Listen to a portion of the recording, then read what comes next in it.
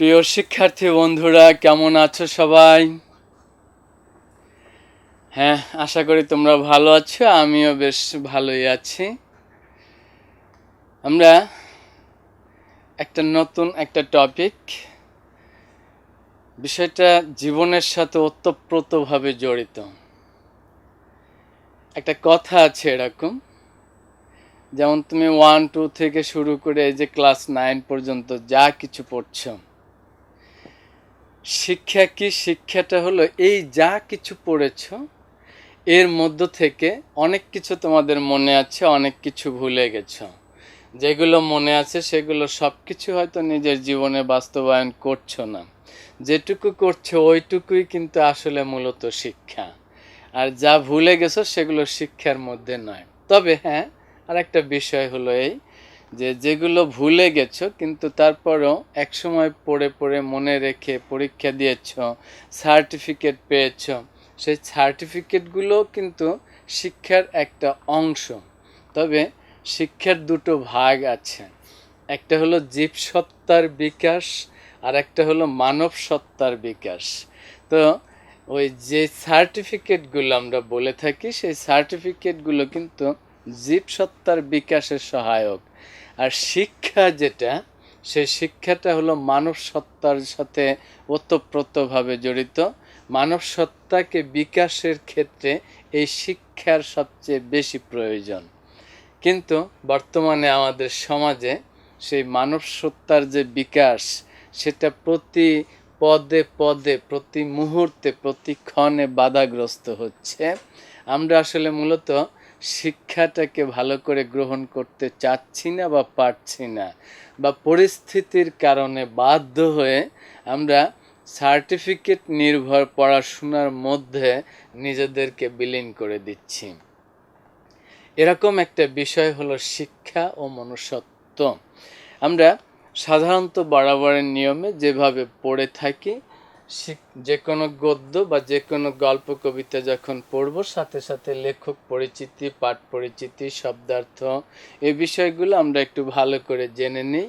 প্রথমেই আমরা যদি যাই তাহলে দেখবা, প্রথমে তোমরা যাও, দেখো এরকম বাংলা সাহিত্য বইটি তোমাদের হাতে আছে, নবম দশম শ্রেণীর বইটা, সিলেবাসের এ পর্যায়ে তোমাদের পৃষ্ঠা নাম্বার 87, 87, 8, 7 পৃষ্ঠার মধ্যে শিক্ষা ও মনুষ্যত্ব।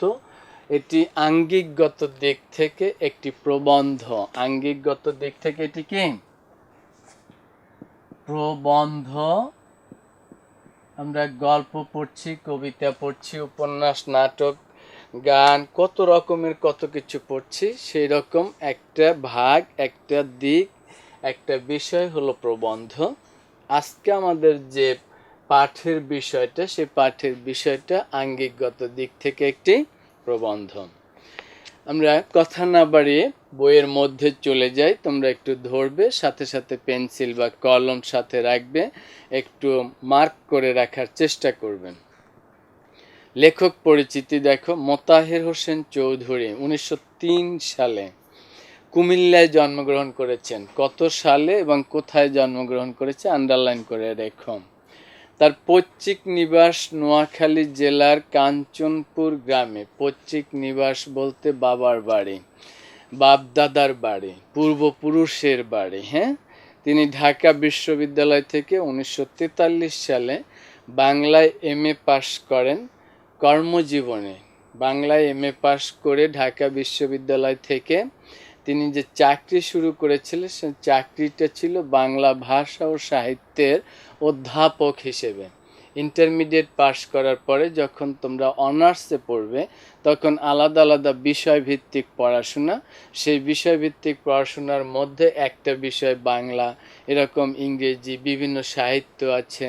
তারপরে তোমার ব্যবসায় উদ্যোগ, ব্যবসায় প্রশাসন, বিজনেস স্টাডিজ বিভাগ বলি আমরা যেটাকে, সেখানে অ্যাকাউন্টিং, ম্যানেজমেন্ট, ফিনান্স, ব্যাংকিং, এরকম অনেক সাবজেক্ট রয়েছে। তারপরে আবার ধরো ম্যাথ, সায়েন্স, সায়েন্সের মধ্যে অনেক সাবজেক্ট রয়েছে। এরকম এক একটা বিষয় নিয়ে যখন পড়াশোনা করে, সেই রকম একটা বিষয় হলো বাংলা ভাষা ও সাহিত্য। এই বিষয়ের অধ্যাপক ছিলেন তিনি।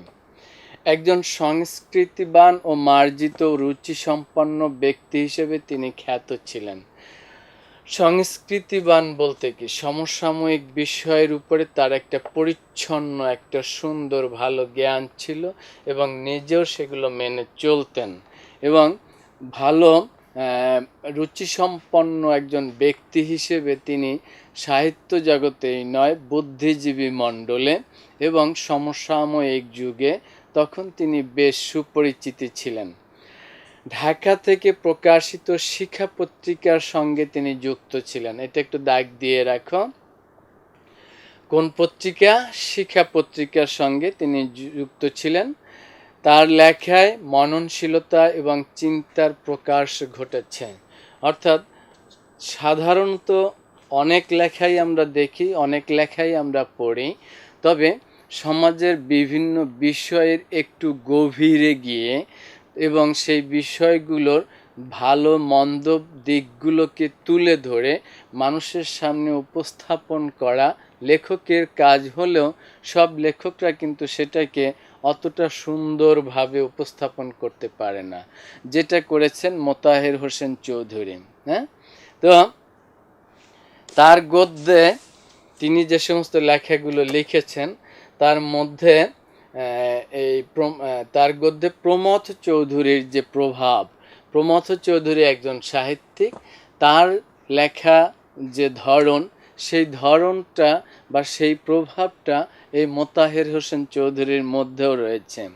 তোমরা আরেকটা জিনিস কিন্তু একটু খেয়াল করবে, সেটা হলো এরকম, অনেকে যদি প্রশ্ন থাকে শিক্ষা ও মনুষ্যত্ব প্রবন্ধটা কে লিখেছেন? মোতাহের হোসেন। অনেক সময় অনেকে কিন্তু মোতাহার লিখে ফেলে। যদি মোতাহার লিখে তাহলে প্রশ্নের উত্তরটা ভুল হবে, নম্বর কাটা যাবে। তোমরা এখানে মোতাহের হোসেন চৌধুরী।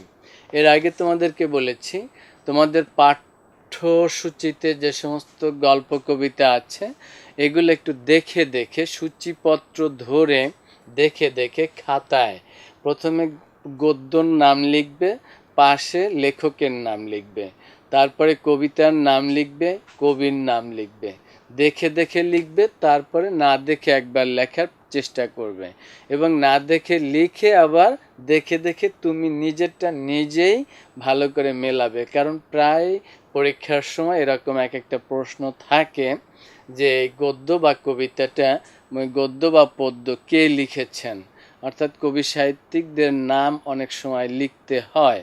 এটা জ্ঞানমূলক প্রশ্নের মধ্যেও থাকে, এমসিকিউতেও থাকে।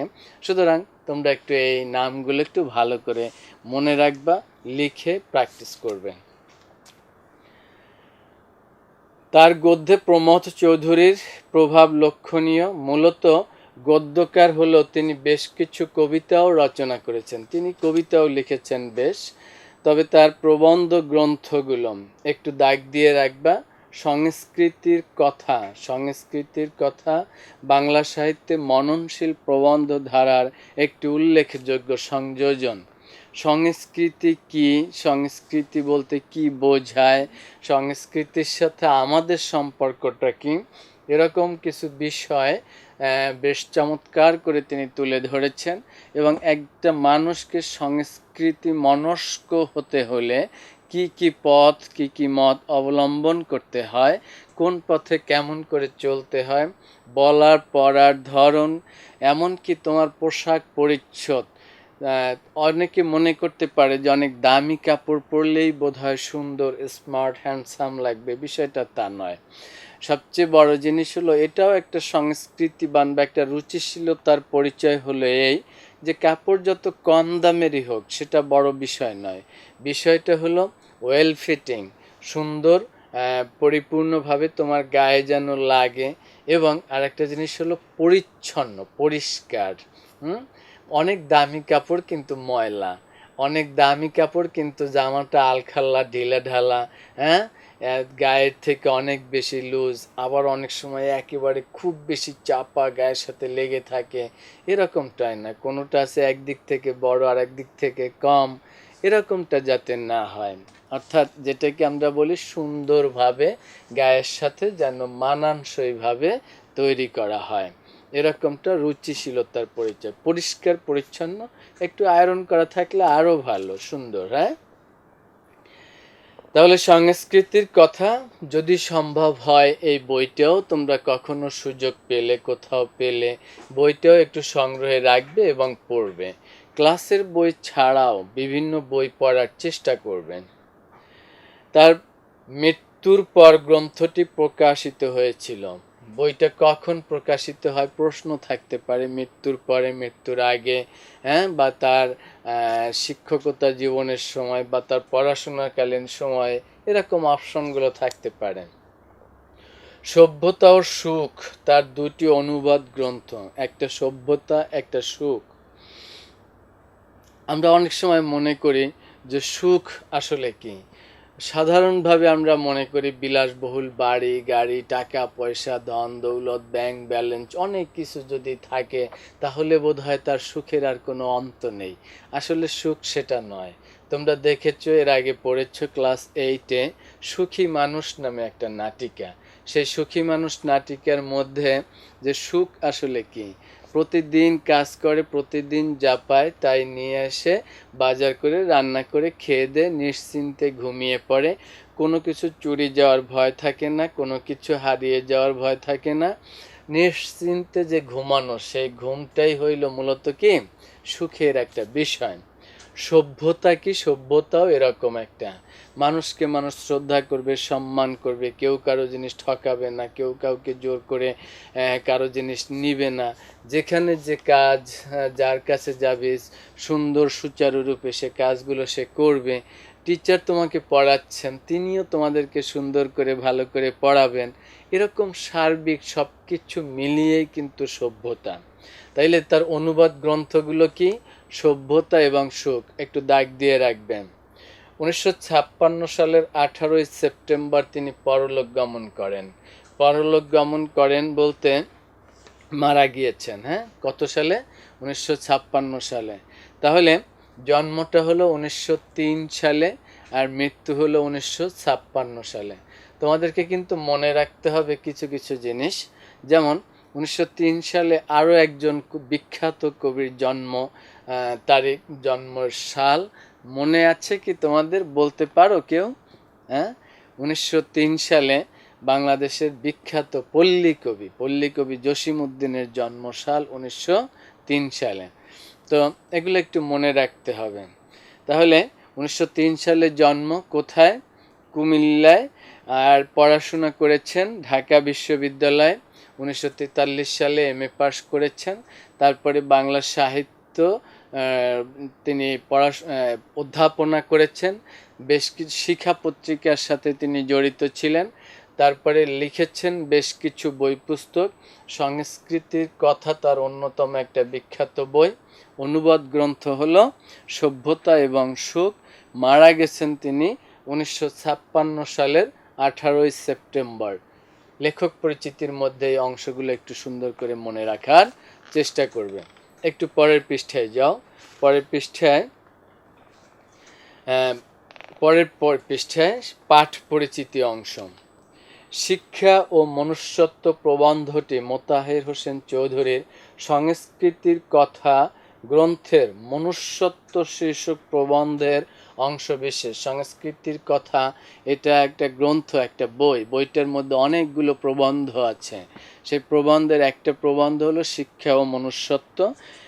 একটু দাগ দিয়ে রাখবে, এটা অনেক সময় পরীক্ষায় আসে যে শিক্ষা ও মনুষ্যত্ব কোন গ্রন্থ থেকে নেওয়া হয়েছে।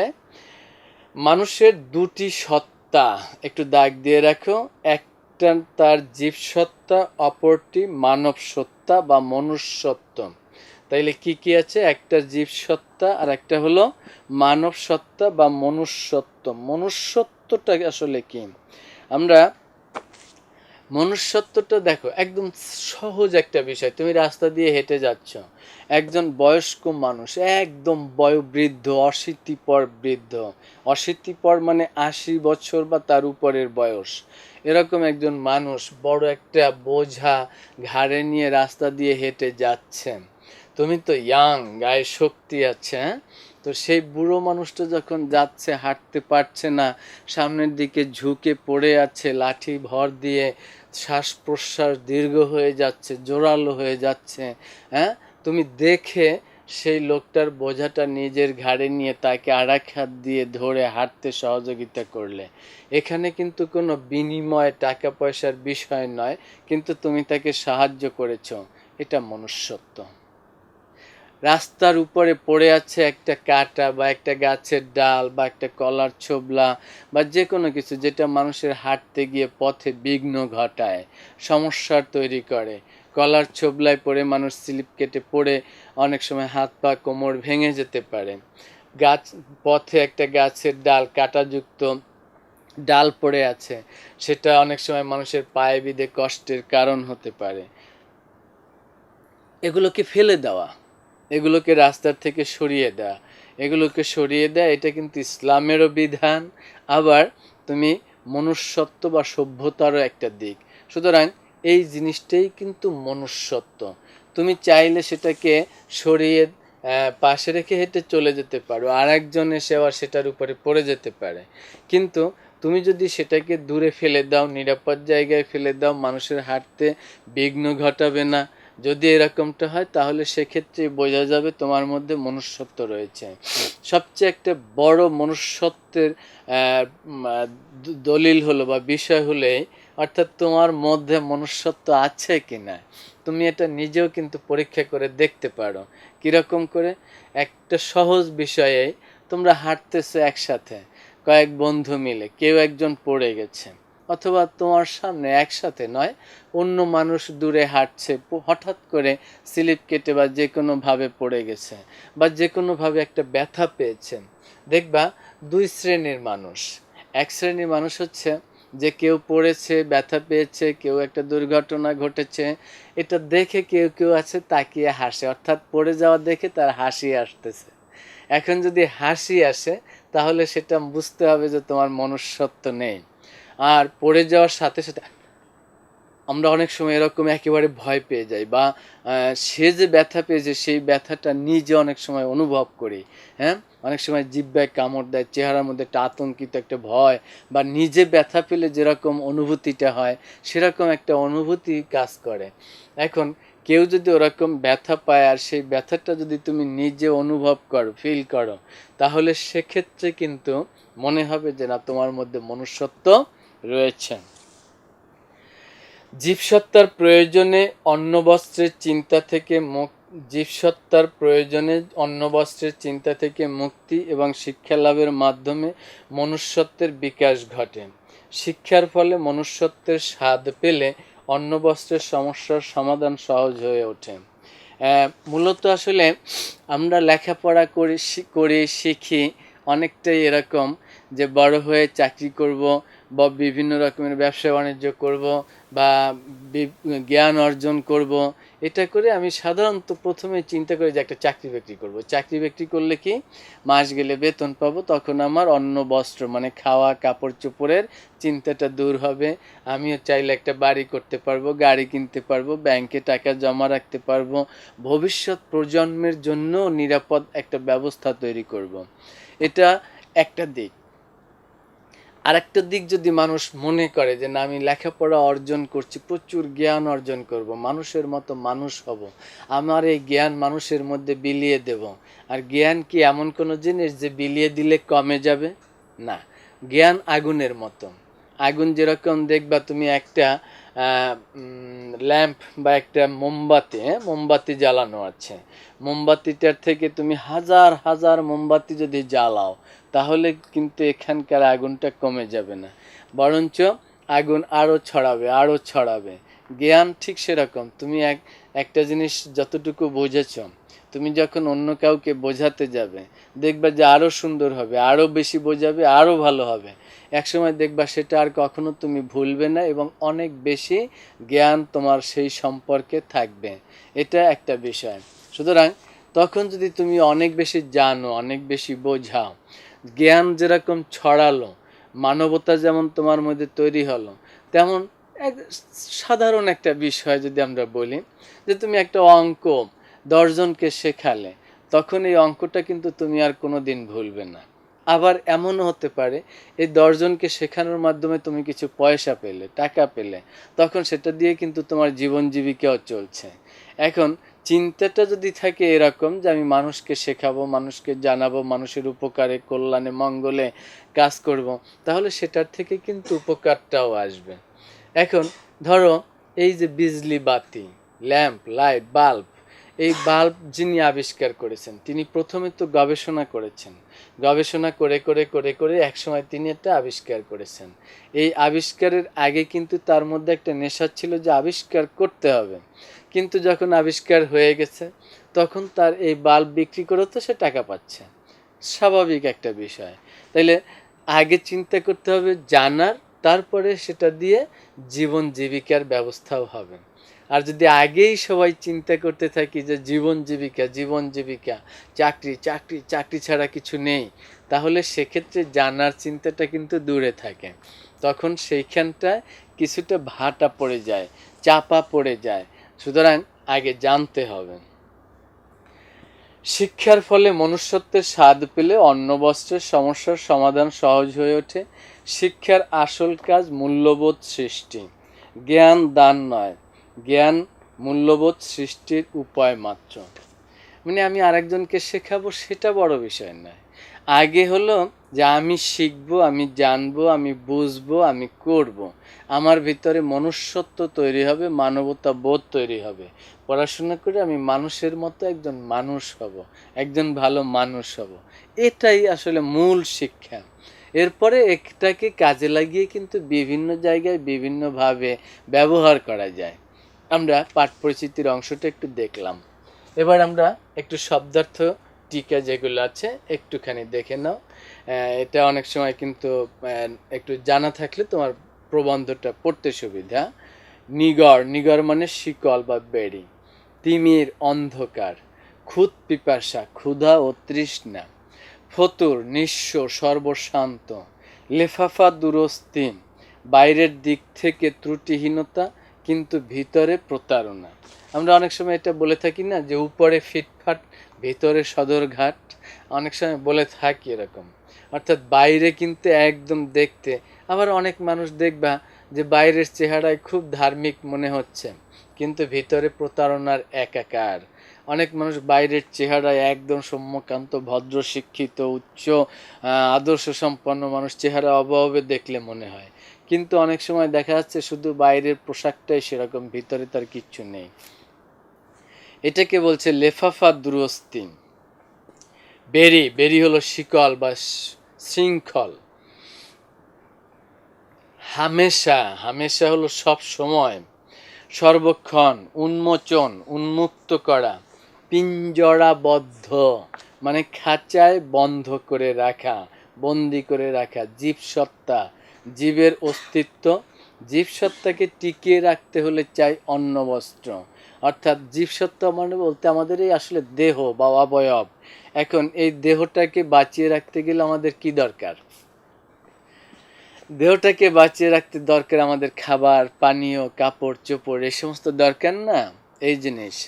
আর জীবের এই দেহ বা বাহ্যিক যে অবয়ব, এই কাঠামো, এটার মধ্যে আছে আত্মা, এটার মধ্যে আছে মন।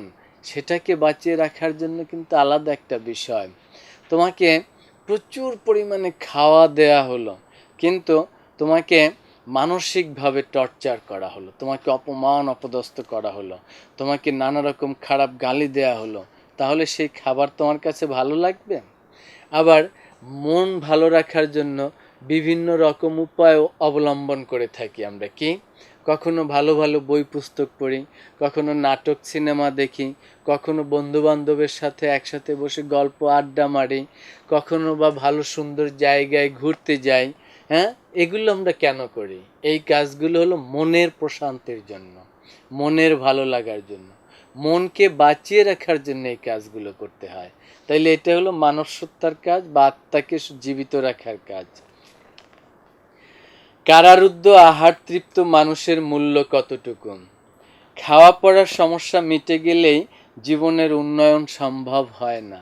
অনেক মানুষ শুধু মনেই করে যে আমি যদি ঠিকঠাক মতো 3 বেলা খেতে পারি, আমার যদি ভালো ভালো সুন্দর কাপড় চোপড় থাকে, আমার যদি সুন্দর থাকার জায়গা হয়, তাইলেই তো আমার সব কিছু।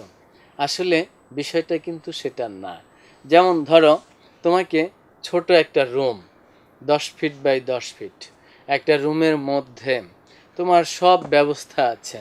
সেখানে সুন্দর খাবারের ব্যবস্থা, সুন্দর বিছানার ব্যবস্থা, সুন্দর কাপড় চোপড়ের ব্যবস্থা, সব কিছু দেয়া হলো, দিয়ে বাইরে থেকে দরজাটা তালা বন্ধ করে আটকে রাখা হলো। সেখানে তোমাকে দিনের পর দিন, মাসের পর মাস, বছরের পর বছর রেখে দেয়া হবে। সেখানে তোমাকে কোনো মানুষের সাথে সাক্ষাৎ করতে দেয়া হবে না, কোনো কথা বলতে দেয়া হবে না, আলাদাভাবে আনন্দ উপভোগ করার কোনো ব্যবস্থা থাকবে না। তুমি কি সেখানে থাকবা? সেখানে কি থাকতে ইচ্ছে করবে? কেউ কি থাকতে চায়? সাধারণত জেলখানার কথাই বিবেচনা করো না। জেলখানায় মানুষ খাবারও পাচ্ছে, মানুষও আছে অনেক যাদের সাথে গল্প আড্ডাও মারতে পারছে, কিন্তু তারপরেও কি যদি কাউকে বলা হয় যে তুমি সারা জীবন জেলখানায় গিয়ে থাকো, ফিরি ফিরি খাবে, সেখানে থাকার চিন্তা নেই, খাওয়ার চিন্তা নেই, মাঝে মাঝে হালকা অসুস্থ হলে ভিতরে চিকিৎসার ব্যবস্থাও আছে, তাহলে তোমাকে সেখানে আটকে রাখি, থাকবা? কেউ কিন্তু থাকতে চাইবে না। সুতরাং অন্ন বস্ত্রের ব্যবস্থাই যে সব কিছু, বিষয়টা তা না। তাহলে আমরা যেটা বুঝি যে খাওয়া পড়ার সমস্যা যে মিটে গেলেই জীবনের যে উন্নয়ন সম্ভব হয় না, এটা আমরা বুঝি। আবার এজন্য প্রয়োজন চিন্তার স্বাধীনতা, বুদ্ধির স্বাধীনতা, আত্মপ্রকাশের স্বাধীনতা, মত প্রকাশের স্বাধীনতা।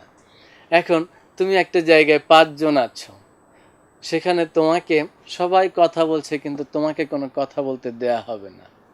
সবাই বিভিন্ন রকমের আনন্দ উৎসব করছে, সেখানে তোমাকে চুপচাপ করে বসে থাকতে হবে। সবাই সেখানে টিভি দেখছে, তোমাকে যদি বলা হয় তুমি টিভির দিকে তাকাতে পারবে না। এই যে প্রতিবন্ধকতা যদি তৈরি করে দেয়া হয়, এগুলোতে কিন্তু তোমার পেটের ক্ষুধার কোনো সমস্যা নেই, এগুলোতে তোমার ঘুমের কোনো অসুবিধা নেই, এগুলোতে তোমার থাকার কোনো সমস্যা নেই, কিন্তু তারপরেও কি তোমার কাছে ভালো লাগবে? না। তাহলে এই স্বাধীনতা, এই যে খাঁচার মধ্যে পাখি থাকতে চায় না, সেখানে দেখবা খাঁচায় একটা পাখি রাখলে সেই খাঁচার যে মালিক, পাখির মালিক, তাকে কত রকমের খাবার দেয় এবং তাকে কত ভালোবাসে, কিন্তু সেই ভালোবাসা অগ্রাহ্য করে সেই খাঁচা সুন্দর একদম স্বর্ণ দিয়ে যদি বানানো হয় খাঁচাটা, তারপরেও কিন্তু পাখি সেখানে থাকবে না। পাখি উড়ে গিয়ে গাছের ডালে বসে থাকবে, উড়ে উড়ে বিভিন্ন জায়গার থেকে সে খাবার খুঁটে খাবে। হ্যাঁ, কখনো বা অনাহারেও থাকতে পারে, রোদ বৃষ্টি ঝড়ের মধ্যে গাছের ডালে পড়ে থাকবে। আবার কখনো কখনো দেখা যাচ্ছে সে গাছের ডাল ছোট ছোট ডাল সংগ্রহ করে তারপরে সে বাসা বানাবে, কিন্তু খাঁচার মধ্যে সে থাকবে না। কেন থাকবে না? স্বাধীনতা।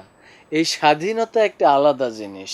এটা শুধু খাওয়া পড়া দিলেই, স্বাধীনতার থেকে বঞ্চিত থাকলেই মানুষের সেই জীব সত্তার প্রকাশ আর মানব সত্তার প্রতিবন্ধকতা, এটা কখনো মানুষ গ্রহণ করতে পারে না। তাহলে শিক্ষার মাধ্যমেই এ স্বাধীনতা অর্জিত হয়।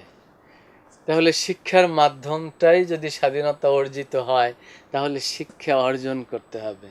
এখন শিক্ষা হলো এই যে বললাম যে যা কিছু পড়বে সেগুলো জীবনে মেনে চলার চেষ্টা করবে, যতটা করতে পারবে সব কিছু কি মেনে চলা। যেমন ধরো নিজের জীবনেও, মানুষের, সমাজে, রাষ্ট্রে, বাইরে, পরিবেশে, পরিবারে, এমনকি তোমরা যেখানে বসে পড়াশোনা করছো সেখানেও সবার মধ্যে সেই শিক্ষার যে মহত্ব সেটা ছড়িয়ে দিতে হবে। যদি সেটা পারা যায় তাহলেই মনে হবে যেন শিক্ষা গ্রহণ করেছি। এবার আমরা চলে আসি মূল বক্তব্যে, মূল কথায়, মূল প্রবন্ধে। তোমরা আসো পৃষ্ঠা নাম্বার 87। খুবই চমৎকার একটা প্রবন্ধ, একটু ভালো করে মনোযোগ সহকারে একটু দেখবে, পড়বে, খেয়াল করবে, শুনবে। মানুষের জীবনকে একটা দোতলা ঘরের সঙ্গে তুলনা করা যেতে পারে। মানুষের জীবনটা কিসের সঙ্গে তুলনা করবে? একটা দোতলা ঘরের সঙ্গে একটু দাগ দিয়ে রাখবা, আন্ডারলাইন করে রাখো। জীবসত্তা সেই ঘরের নিচের তলা, আর মানব সত্তা বা মনুষ্যত্ব উপরের তলা। তাহলে নিচতলা কোনটা আর উপরের তলা কোনটা? জীবসত্তা নিচতলা, মানব সত্তা উপরের তলা। জীবসত্তার ঘর থেকে মানব সত্তার ঘরে উঠবার মই হচ্ছে শিক্ষা। এখন তুমি একটা জিনিস দেখো, যে একজন জেলে মাছ ধরে, একজন কৃষক কৃষি কাজ করে, একজন মিস্ত্রি বিভিন্ন রকমের জিনিস বানায়। হ্যাঁ, এখন এগুলোর মাধ্যমে সে কিন্তু তার রুটি রুজি আহার্যের ব্যবস্থা করতে পারে, কিন্তু মানব সত্তার বিকাশ যেখানে, সেখানে কিন্তু তার জায়গাটা অফ, সেখানে বন্ধ হয়ে আছে। এখন এই মানব সত্তার জায়গায় যেতে গেলে দরকার হলো শিক্ষা। এই শিক্ষা তোমাকে আহার্য রুটি রুজির ব্যবস্থাও করবে, আবার মনুষ্যত্বের বিকাশেও তোমাকে সাহায্য সহযোগিতা করবে। তাহলে এই মনুষ্যত্বের জায়গায় যেতে গেলে যে মই, নিচতলা ঘরের থেকে দুইতলা ঘরে উঠবার যে সিঁড়ি, এই সিঁড়িটা, এই মইটা হলো কি? শিক্ষা। ধরো, শিক্ষা আমাদের মানব সত্তার ঘরে নিয়ে যেতে পারে। এগুলো সব প্রশ্ন কিন্তু ইম্পর্টেন্ট। মানব সত্তার ঘরে নিয়ে যেতে পারে কি? শিক্ষা। একটু সুন্দর করে দাগ দিয়ে রাখো। অবশ্য জীবসত্তার ঘরেও সে কাজ করে। জীবসত্তার ঘরে তো কাজ করে, শিক্ষা ভালো করে গ্রহণ করতে পারলে সেটা দিয়ে চাকরিও করা যায়, আবার সুশিক্ষায় শিক্ষিত হতে পারা যায়। যেমন আমরা শিক্ষার মাধ্যমে দুইটা বিষয় অর্জন করি। একটা হলো বলে থাকি আমরা শিক্ষা অর্জন করেছি, আর একটা হলো সুশিক্ষায় শিক্ষিত হওয়া। এই যে সুশিক্ষায় শিক্ষিত হওয়াটা মানব সত্তার কাজ, আর শুধু শিক্ষিত হওয়া এটা হলো জীবসত্তার মতো। শিক্ষিত হয়ে চাকরি বাকরি করছো, মানব সুশিক্ষিত হয়ে তুমি চাকরি বাকরিও পাবে, মনুষ্যত্বের বিকাশও হবে। বিষয়টা একটু খেয়াল করলেই দেখবা যে অনেক সহজ। এরপরে দেখো, খুদ পিপাসার ব্যাপারটি মানবিক করে তোলায় তার অন্যতম কাজ, কিন্তু তার আসল কাজ হচ্ছে মানুষকে মনুষ্যত্ব লোকের সঙ্গে পরিচয় করিয়ে দেওয়া। শিক্ষার আসল প্রথম ধাপটা হলো খুদ পিপাসা, ক্ষুধা এবং পিপাসা নিবারণ করা, কিন্তু এটা শিক্ষার আসল কাজ না, এটা শিক্ষার প্রাথমিক কাজ। হ্যাঁ, একটা হলো মুখ্য আর একটা হলো গৌণ। মুখ্য হলো মূল, আর গৌণ হলো যেটা অপশনাল, যেটা না হলেও চলে, হইলেও ভালো। তাইলে শিক্ষার কাজ হলো প্রথমত তোমার ক্ষুধা পিপাসা তৃষ্ণা নিবারণ করা, আর দ্বিতীয় হলো এটা করা শেষ হওয়ার পরে মনুষ্যত্ব লোকের যে সন্ধান দেওয়া, মানবতা বোধ, মূল্যবোধ তৈরি করা, মনুষ্যত্ব বোধ তৈরি করা, সভ্যতার বিকাশ ঘটানো, মানুষের সাথে মানুষের সংযোগ স্থাপন করা, হ্যাঁ, এই সমস্ত বিষয়টা কি? শিক্ষার মাধ্যমে। অন্য কথায় শিক্ষার যেমন প্রয়োজনীয় দিক আছে, তেমনি অপ্রয়োজনীয় দিকও আছে। বলছে শিক্ষার আবার অপ্রয়োজনীয় দিকটা কি? হ্যাঁ, সব কিছুরই কিন্তু কিছু বিষয় আছে। যেমন ধরো, একটা সহজ জিনিস দেখো, সবজি দিয়ে পান্তা ভাত খেলেও পেট ভরে,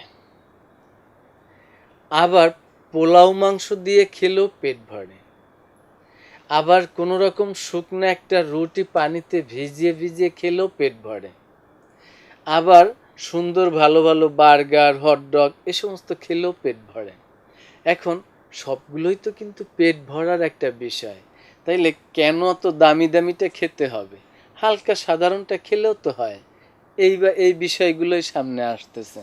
দেখো যে শিক্ষার যেমন প্রয়োজনীয় দিক আছে, তেমনি অপ্রয়োজনীয় দিক আছে, আর অপ্রয়োজনের দিকই তার শ্রেষ্ঠ দিক।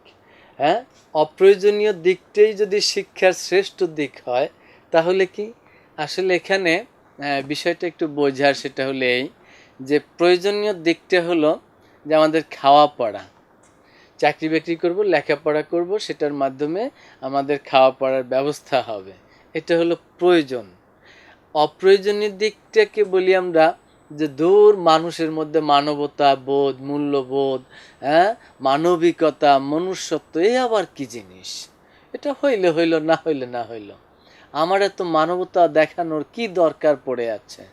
আসলে মানবতা প্রকাশ করা, মনুষ্যত্ব প্রকাশ করাই সবচেয়ে বড় বিষয়। তোমাদেরকে এর আগে হয়তো বলেছি, মনে আছে কিনা আরেকবার একটু বলে দেই। যেমন ধরো যারা মুসলমান তারা মসজিদের যে আজান শোনে, এখন নিয়তের একটা বিষয় দেখো, সেটা হলো এরকম যে তুমি একটা ঘর বানালে দক্ষিণ দিক থেকে সাধারণত সুন্দর বাতাস আসে, যে এই দক্ষিণা বাতাস মানুষের সুন্দর শরীর সুস্থ রাখে, শান্ত রাখে, ঠান্ডা রাখে, ভালো রাখে। হ্যাঁ, এখন দক্ষিণ পাশে একটা মসজিদও আছে। তুমি যদি ধরো চিন্তা করো, তোমার নিয়তটা, চিন্তাটা যদি থাকে এরকম যে দক্ষিণ পাশে একটা সুন্দর বড় ভালো জানালা রাখবো, তাহলে কি হবে? মসজিদের আজান শুনবো, আজান শুনলে নিয়মিত আমি নামাজে যেতে পারবো। এখন এই যে নামাজে যাওয়া, আজান শোনা, এটা কি এমন একটা চিন্তা, এমন একটা জগৎ, এমন একটা ভাবনা যেটা কিন্তু আসলে মূল বিষয় হওয়া উচিত, কিন্তু সাধারণের দৃষ্টিতে এটা একটা অপ্রয়োজনীয় বিষয়। এখন তুমি যদি এই জানালা রাখো আজান শোনার জন্য, তাহলে ওই জানালা দিয়ে বাতাস আসা কি বন্ধ থাকবে? তুমি যখন ওই জানালার পাশে খাটে ঘুমাবে, তখন সুন্দর ঠান্ডা বাতাস এসে তোমার শরীরটাকেও কিন্তু ঠান্ডা করবে। তাহলে শরীর ঠান্ডা করাটাই যদি তোমার উদ্দেশ্য না হয়ে তোমার উদ্দেশ্যটা যদি হয় যে আজান শুনবো, নামাজে যাব, তাহলে দুটো বিষয়, আজান শোনা, নামাজে যাওয়ার সওয়াবটাও পাবে, আবার বাতাসে শরীরটা ঠান্ডাও হবে। আর যদি শুধু তোমার চিন্তাটা থাকে এই যে না, দক্ষিণের জানালায় সুন্দর বাতাস আসবে, ঠান্ডায় আরামে বেশ ঘুমটা অনেক ভালো হবে, তাহলে তুমি ঘুমিয়েই থাকবে। আজান শোনার যে চিন্তা, নামাজের চিন্তা, সেই সবটা তোমার মধ্যে আসবে না। তাইলে মূল বিষয় হওয়া উচিত হবে আজান শোনা, নামাজ পড়া। আর সেকেন্ড বিষয় রাখতে হবে তোমাকে যে বাতাস আসবে, তাইলে তুমি বাতাসও পাবে, আজানও শুনবে। তাহলে শিক্ষার মূল বিষয়টা হলো ওই যে অপ্রয়োজনীয় দিক যেটাকে আমরা মনে করি, সেই অপ্রয়োজনীয় দিকটা হলো মনুষ্যত্ব। এখন মানুষের মধ্যে যদি মনুষ্যত্বই থাকে, তাহলে সে তার মানবিকতা, মনুষ্যত্ব, মূল্যবোধ, হ্যাঁ, ন্যায়ানুবর্তিতা, এই সব চিন্তাও থাকবে। আবার সেই শিক্ষার মাধ্যমে সে তার রুটি রুজি আহার্যের ব্যবস্থাও করতে পারবে। আমার মনে হয় বিষয়টা তোমরা অনেকটা ক্লিয়ার হয়েছে, বুঝতে পেরেছ। এবার দেখো,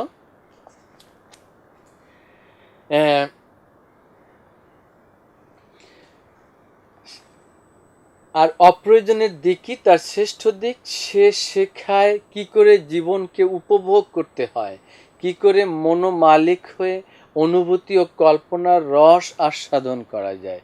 শিক্ষার এ দিকটা যে বড় হয়ে ওঠে না, তার কারণ ভুল শিক্ষা ও নিচের তলায় বিশৃঙ্খলা। জীবসত্তার ঘরটি এমন বিশৃঙ্খল হয়ে আছে যে হতভাগ্য মানুষকে সবসময় সে সম্বন্ধে সচেতন থাকতে হয়। এখন আমাদের দেশের যে শিক্ষা ব্যবস্থা, আমাদের দেশের শিক্ষা ব্যবস্থাটা হলো এরকম যে শিক্ষায় শুধু মানুষকে শেখায় A+ পেতে হবে, A+, গোল্ডেন A+ পেতে হবে, গোল্ডেন GPA 5 পেতে হবে। কিন্তু এই সমস্ত পেয়ে কি হবে? ভালো চাকরি করবে, ডাক্তার হবে, ইঞ্জিনিয়ার হবে, পাইলট হবে, আর্মি অফিসার হবে, এরকম অনেক কিছু হবে। কিন্তু মানবিকতা তৈরি হবে, উন্নত বড় মানুষ হবে, মানুষের মতো মানুষ হবে, পৃথিবীর শ্রেষ্ঠ মানুষ হবে, সবচেয়ে জ্ঞানী গুণী মানুষ হবে। এই জিনিসগুলো কিন্তু আমাদেরকে শেখায় না। এখন দেখো, যদি পৃথিবীর মধ্যে জ্ঞানী গুণী মানুষ হয়, শ্রেষ্ঠ বিজ্ঞানী হয়, হ্যাঁ, শ্রেষ্ঠ বুদ্ধিজীবী হয়, শ্রেষ্ঠ লেখক লেখিকা হয়, তাহলে কি সে তার এই সমস্তর মাধ্যমে জীবনকে উপভোগও করতে পারবে, আবার সে তার রুটি রুজি আহার্যের ব্যবস্থা, অর্থাৎ জীবসত্তার যে সাহায্য সহযোগিতা, সেটাও করতে পারবে। কিন্তু আমরা শুধু আমাদের জীবসত্তাকে বাঁচিয়ে রাখার সহায়ক হিসেবে শিক্ষাটাকে মনে করি। আমরা মূলত মানব সত্তাকে বাঁচানোর চিন্তাটা আসলে আমাদের মধ্যে নেই। না থাকার কারণটাই হলো আমাদের সামাজিক যে একটা অশিক্ষা, সামাজিক যে কুশিক্ষা, এই জিনিসটাই কিন্তু সামাজিক বিশৃঙ্খলা, সে কারণেই কিন্তু আমাদের ওই মনুষ্যত্ব লোকে দোতলায় ওঠার যে সিঁড়ি, সেই জায়গায় আমরা পৌঁছতে পারি না। তুমি পৃথিবী বিখ্যাত একজন বিজ্ঞানী হলে, পৃথিবী বিখ্যাত একজন দার্শনিক হলে, পৃথিবী বিখ্যাত একজন লেখক হলে, হ্যাঁ, এরকম যদি তুমি সব কিছু এরকম বড় বড় একটা কিছু হয়ে যাও, তাহলে কি যেমন তোমার মনুষ্যত্ব, মানবিকতা, মূল্যবোধ বাড়বে, হ্যাঁ, তেমনি তোমার খাবারের যে ব্যবস্থা, রুটি রুজির যে ব্যবস্থা, জীবসত্তার যে ব্যবস্থা, সেটাও কিন্তু তোমার সেই সাথে সাথে অনেক বড় হবে। কিন্তু আমরা আসলে সেই দিকটায় ধাবিত না হয়ে আমরা নিচের ঘরে বসে বিশৃঙ্খল, নিচতলায় বসে আমরা বিশৃঙ্খল অবস্থায় দৌড়াদৌড়ি করতে থাকি। আমাদের চিন্তার চেতনা থাকতে হবে কি দোতলায় ওঠার, মানব সত্তার ঘরে যাওয়ার। যদি সেটা আমরা যেতে পারি তাহলে কিন্তু আমাদের নিচতলাটাও থাকবে। নিচতলায় না গিয়ে কেউ দোতলায় ওঠে, নিচতলায় যেতে হয় তারপরে না দোতলায়। কিন্তু আমরা সবাই শুধু নিচতলা নিয়ে কাড়াকাড়ি করছি, দুইতলায় যাওয়ার চিন্তা আমাদের মধ্যে খুব বেশি একটা কাজ করে না। চিন্তা রাখতে হবে যে দুইতলায় যাওয়া, দুইতলায় যদি যেতে পারো, শিক্ষার সিঁড়ি বেয়ে যদি উপরে উঠতে পারো, তাহলে তোমার দোতলাও থাকবে, নিচতলাও থাকবে। উপরের তলার কথা সে মনেই আনতে পারে না, অর্থ চিন্তার নিগড়ে সকলে বন্দী। অর্থ চিন্তা মানে টাকা পয়সা কামাই করতে হবে, টাকা পয়সার ধান্দায় এই যে চিন্তাটাকে তাকে শিকলে বন্দি করে রেখেছে, হ্যাঁ, তাকে একটা ব্যারিকেড দিয়ে রেখেছে, আটকে রেখেছে। কিসে আটকে রেখেছে? অর্থ চিন্তা, টাকা পয়সার চিন্তা। এই টাকা পয়সার চিন্তার কারণেই মানুষ সামনে এগোতে পারছে না। ধনী দরিদ্র সকলের অন্তরে সেই একই ধ্বনি উত্থিত হচ্ছে, চাই চাই, আরো চাই, আরো চাই। যে যত পায়, চাওয়ার কি কোনো সীমা রেখা আছে বলো তো? দেখো সবাই শুধু, এখন যদি কারো দেখা যাচ্ছে যে একদম অভাবী একটা মানুষ, প্রথমে সে চিন্তা করবে, সারাদিন যদি কোনো রকম 3 বেলা খেতে পারি, আমার আর কোনো চিন্তা নেই। এরপরে যদি তার খাবারের 3 বেলা ব্যবস্থা হয়, সে চিন্তা করবে, আমার যদি একটু ভালো কাপড় চোপড় থাকতো কত ভালো হতো, আমার যদি একটু ঘরের ব্যবস্থা থাকতো কত ভালো হতো, একটু মাথা গোজার ঠাঁই হলে সে আবার চিন্তা করে যে এবার খাবার দাবারের মান বাড়াতে হবে, কাপড় চোপড়ের মান বাড়াতে হবে, তারপরে বাড়িটার মান বাড়াতে হবে। আগে চলতো হেঁটে, এখন রিক্সায় যেতে হবে, আগে রিক্সায়, এখন তাকে গাড়ির ব্যবস্থা করতে হবে। আগে ঘরের পাশে, বাড়ির পাশে খালের পাড়ে গিয়ে সৌন্দর্য উপভোগ করতো, আর এখন কক্সবাজার কুয়াকাটায় যেতে হবে। যদি টাকা পয়সা থাকে প্লেনে চড়ে দেশের বাইরে যেতে থাকবে, দেশের বাইরে, দেশের মধ্যে ঘর ছাড়িয়ে তার বিদেশে সেকেন্ড হোম বানাতে হবে। এরকম কত চিন্তা তার মাথার মধ্যে আসে। এই চিন্তা বাড়তে বাড়তে বাড়তে বাড়তে মানুষের অভাবটাকে বলা হয় পৌনঃপুনিক। অর্থাৎ একসময় নিজে মরে শান্ত হয়ে যাবে, কিন্তু তার ইচ্ছা কখনো পূরণ হবে না, সীমাবদ্ধ থাকবে না।